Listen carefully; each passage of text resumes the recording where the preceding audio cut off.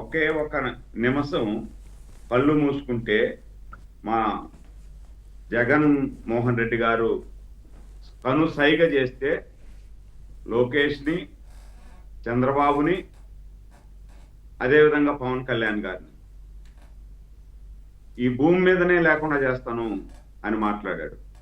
దాంతోపాటు ఆ మహిళలు వాళ్ళ ఇండ్లలో ఉన్నటువంటి మహిళల్ని కూడా ఎంత అసభ్యకరంగా మాట్లాడినాడంటే మన నోటిలో నుండి కూడా ఉచ్చరించడానికి కూడా సాహసించలేనటువంటి భాష ఈ క్రిమినల్ వాడాడు. ఇలాంటి క్రిమినల్ని అరెస్టు చేయడం కూడా లేటే చేశాం. లేటు చేసి అరెస్టు చేసినా కూడా అలాంటి క్రిమినల్కు బెయిల్ ఇచ్చేటప్పుడు సరే వాళ్ళ తల్లి గారికి సమస్య ఉంది ఇచ్చినారు అంటున్నారు. అంటే అతను ఒక్కడికే కాదు కదా తల్లి, చాలా మంది నేరస్తులకి తల్లులకి, తండ్రులకి, భార్యలకు చాలా సమస్యలు ఉన్నాయి. వాళ్ళందరికీ బెయిల్ ఇవ్వలేదే. ఇలాంటి నెటోరియస్ క్రిమినల్ కు బెయిల్ ఇచ్చేటప్పుడు మిగతా చిన్న చిన్న దొంగతనాలు చేసిన వాళ్ళు కూడా చాలా మంది ఉన్నారు జైల్లో, వాళ్ళందరికీ బెయిల్ రావట్లే. ఇలాంటి వాడికి బెయిల్ వస్తుంది. ఒకటి నెంబర్ 1. బెయిల్ వచ్చిన తర్వాత డిశ్చార్జ్ అయిపోయి వాళ్ళ అమ్మ ఇంట్లో ఉంటే వాళ్ళ తల్లిగారు మళ్ళా హాస్పిటల్లో చికిత్స పొందుతున్నారు అని చెప్పి కోర్టుని మభ్యపెట్టి దొంగ సర్టిఫికెట్ పెట్టి, డాక్టర్ సర్టిఫికెట్ పెట్టి మళ్ళా బెయిల్ పొడిగించుకునే దానికి ప్రయత్నం చేశాడు అంటే ఇక్కడ వ్యవస్థలో లోపం ఉన్నట్టే కదా. ఇప్పుడు అంతే సార్ నవీన్ గారు, చంద్రబాబు గారిని అరెస్ట్ చేసినప్పుడు ఎవరు అడగల, వాళ్ళు పార్టీ 1 నోటీస్ ఇచ్చారా చంద్రబాబు గారికి? లేదంటే అచ్చెన్నాయుడు గారిని అరెస్ట్ చేసినప్పుడు కానీ, అదేవిధంగా కొల్లు రవీంద్ర గారిని అరెస్ట్ చేసినప్పుడు కానీ, అదేవిధంగా ఈరోజు చింతకాయల అయ్యన్న పాత్రుడు గారు పాపం ఆయన అరెస్ట్ చేసినప్పుడు ఎవరు అడగల, పార్టీ 1 నోటీస్ ఇచ్చారా, నోటీస్ ఇచ్చు కదా అరెస్ట్ చేయాలని చెప్పి. కానీ ఇప్పుడు ఏందో విచిత్రము, కొంతమందిని అరెస్ట్ చేసేదానికి అరెస్ట్ చూపిస్తే వాళ్ళకి ఎందుకు పార్టీ 1 నోటీస్ ఇవ్వలేదు, పార్టీ 1 నోటీస్ ఇచ్చిన తర్వాత కదా అరెస్ట్ చేయాలా అని చెప్పి కోర్టులు కూడా మాట్లాడడం అనేది ఇది ఎటు దారి తీస్తుందో, దీన్ని నేను మాట్లాడాలన్నా మాట్లాడకూడదో నాకు తెలియదు, కానీ ఎటు దారి తీస్తుంది అనేది అర్థం కాని పరిస్థితి. ఇంకొకటి, సురేంద్ర నాయుడు గారు, ఇంత నెటోరియస్ క్రిమినల్ ని విడుదల చేసేటప్పుడు సురేంద్ర నాయుడు గారు ఒక విషయం చెప్తాను, గుర్తుపెట్టుకోండి మీరు కూడా. ఏ న్యాయస్థానం అయినా, ఏ న్యాయమూర్తి అయినా సరే ప్రభుత్వ వైద్యశాలల నుంచి కానీ, ప్రభుత్వ రంగ సంస్థల నుంచి కానీ వాళ్ళకి ధృవీకరణ పత్రం వస్తేనే మాత్రమే పరిగణలోకి తీసుకోవాలి. అది కాకుండా ఎవరైనా స్వతంత్ర సంస్థలకు సంబంధించినటువంటి ధృవీకరణ పత్రం వస్తే అది వాస్తవం అవునా కాదా అని చెప్పిన ఆ న్యాయమూర్తి విచారణ జరిపిన తర్వాత మాత్రమే దాన్ని పరిగణలోకి తీసుకోవాలి, నిజమని తేలిన తర్వాత. మరి ఈ న్యాయమూర్తి దాన్ని తీసుకున్నాడా తీసుకోలేదని స్పష్టంగా అర్థమైపోతా ఉంది. అదే సార్, నేను కూడా అదే ఆ విషయమే చెప్పదలుచుకున్నాను. మీరు చెప్పారు. ఇప్పుడు అంటే కొన్ని కోర్టుల అంశాల్లో మనం కామెంట్ చేయలేము. వాళ్ళు ఎలాంటి చర్యలు తీసుకున్నా దాని గురించి ఇబ్బంది లేదు. నేను అడిగింది వాస్తవం. ఇక్కడ కామెంట్ అనేది కూడా కాదు, ఒక ఇంత కరుడు ప్రొసీజర్ ప్రకారం వెళ్ళాలి. ఆ ప్రొసీజరే నేను చెబుతున్నాను. అర్థమైంది. చెప్పండి.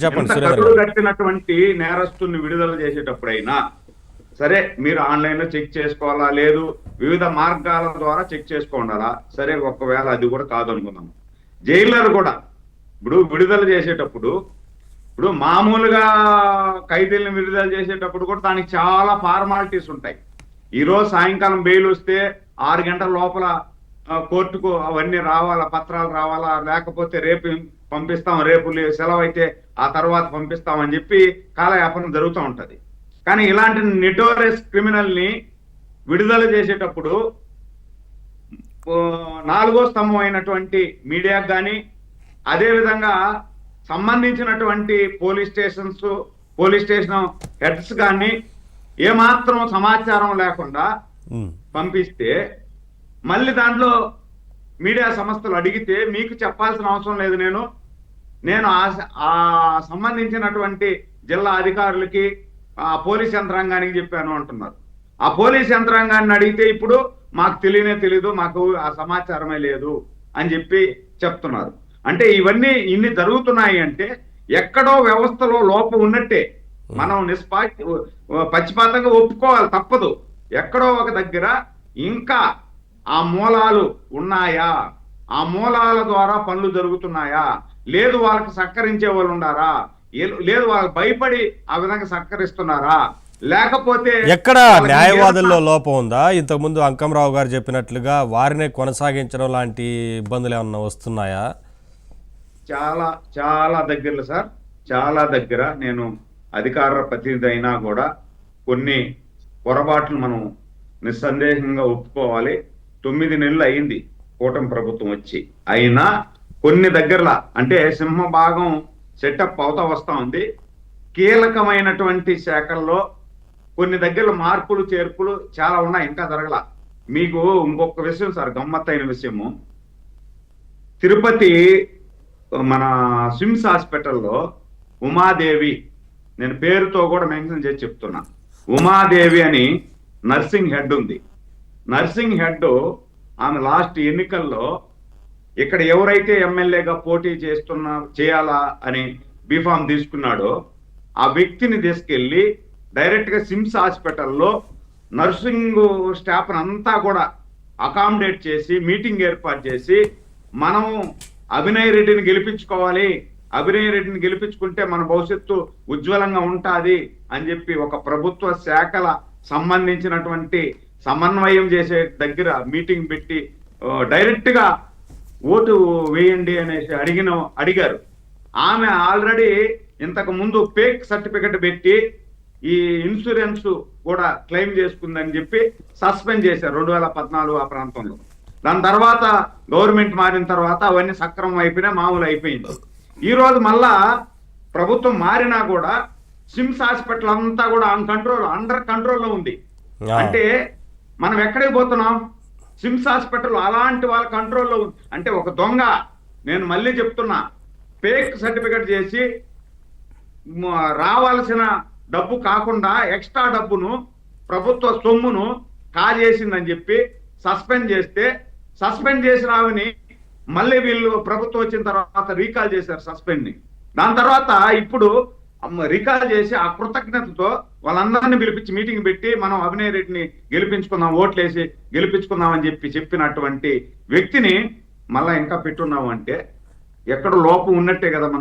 మనం సెర్చ్ చేసుకోవాలి, ఖచ్చితంగా సెర్చ్ చేసుకోవాలి. సరే, కొన్ని లోపాలు ఉన్నాయి సార్, డిస్కస్ చేద్దాం. ఒకసారి విజయలక్ష్మి గారు జాయిన్ అయ్యారు, వారితో కూడా మాట్లాడదాం. విజయలక్ష్మి గారు నమస్కారం అండి. ముందుగా ఏబిఎన్ ప్రేక్షకులకి అలాగే నాతోటి ప్యానెల్లో ఉన్న పెద్దలందరికీ కూడా మీకు నా హృదయపూర్వక నమస్కారాలు తెలియజేసుకుంటున్నానండి. ఏంటండి అంటే నకిలీ సర్టిఫికేట్ పెట్టి మళ్ళీ చేసి ఇప్పటికే నేరాలు ఎన్నో చేసి జైల్లో ఉంటున్నారు. అటువంటిది రిమాండ్ ఖైదీగా ఉన్న ఆయన మరి ఇంకొక నేరం చేసినట్లే కదా. నకిలీ సర్టిఫికేట్ పెట్టి లేని దాన్ని ఏదో సృష్టించి నాకు బెయిల్ ఇవ్వాలని కోరడం, అసలు ఇక్కడ ఏం జరిగిందనుకోవచ్చు. పైగా